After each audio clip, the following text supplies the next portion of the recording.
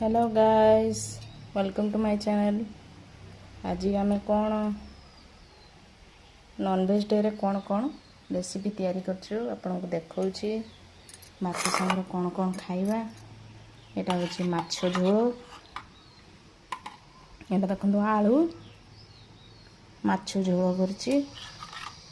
माछ पीस आपनको गोटे देखौछि काढी कि हे माछ पीस माछ मुंड।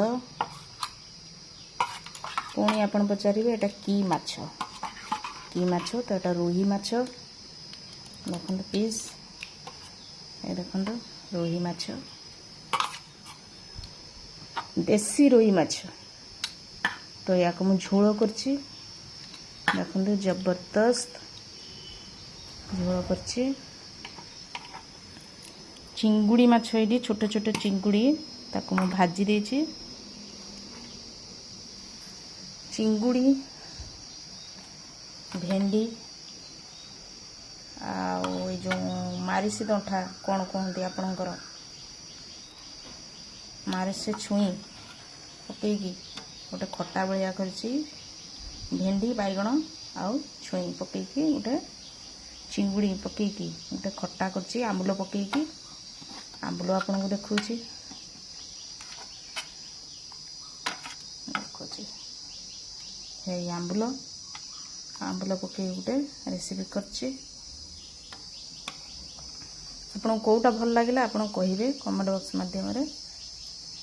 एटा देखंतु एटा कोन एटा बिहान प्याज देकी मु भाजीची देखंतु ए बिहान को प्याज अदा रसुण सोरिष टी पकईकी मु भाजीची। एठी रहला पेटी माछ माछ भजा एटा रखीची। आउ कौन आलू बैगण छुई पकईकी सजना छुई पकईकी गोटे भजाटे करछि।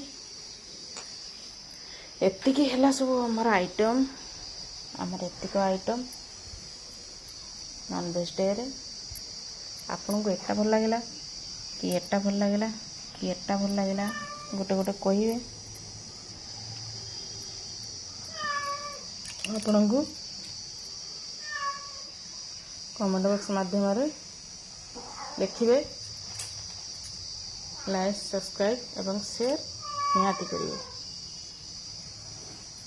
चिंगुड़ी तो मुझे आपको देखनी खटारे केमती पकई चिंगुड़ी देखंतु। चिंगुड़ी देखिले केमती है आपण कमेंट बॉक्स माध्यम रे कहिबे। ए जो खट्टा रेसिपीटा केमती है आपण सोरिष पकईकी देखो खट्टा करछि केमती है आपण कमेंट बॉक्स माध्यम रे कहिबे। Thank you.